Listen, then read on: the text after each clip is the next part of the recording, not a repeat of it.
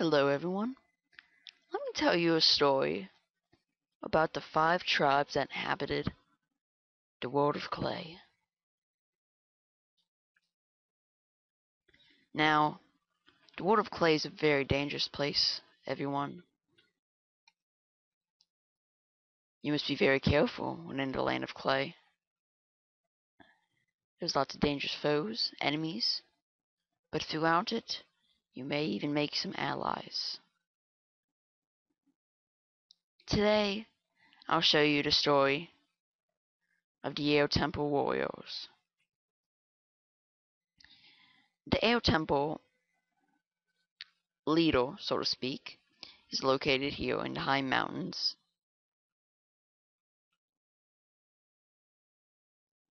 of Cloud Wales. They are the lord of the area, watch over his men.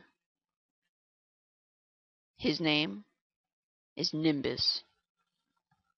Now Nimbus is a kind, nice leader, but he knows what he must do to defend his people. The nearby woodland warriors have encroached on their land, and he knows it will harm his people, but he has to use dark magics to defeat them. Now the Air Temple leader, Nimbus, knew that dark magics were forbidden in the land of clay, but he already knew that evil fire warriors have already begun using it. So he set up a plan. He would set a small diversion, not too large, but big enough so that his troops may enter.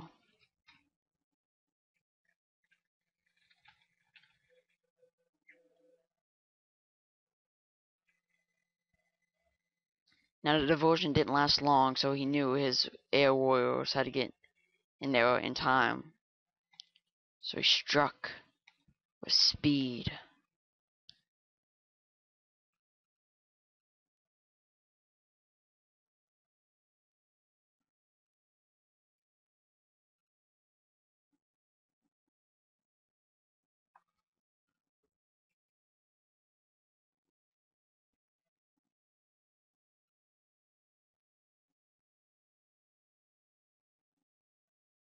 Nimbus secretly knew that his warriors would probably never fight the woodland creatures because the fire would overwhelm them all, but he needed them as a surefire way to make sure that they would be finished.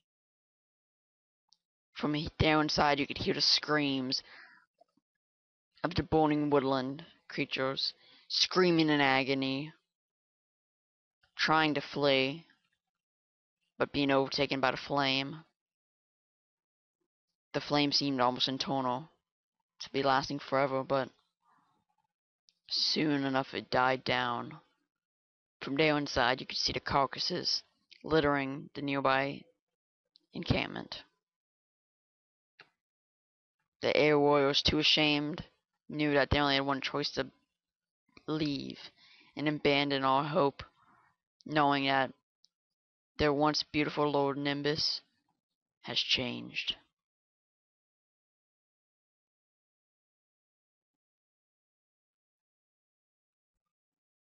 But from the ashes, secretly, with no one noticing, a silent air warrior stayed behind, looking over the damage his squadron has caused. He knew that the Air King did it for his own good, that they had to be destroyed before they take over the whole area.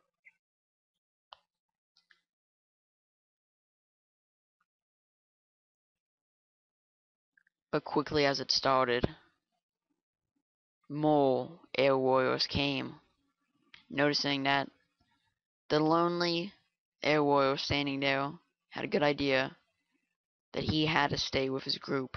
He had to stay with the air Lord Nimbus as long as he could.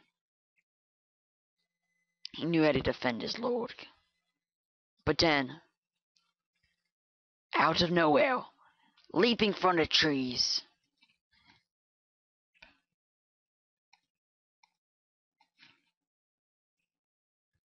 came to woodland warriors, running, seeing their old outpost destroyed, knew what they had to do. They had to destroy the air warriors at any cost.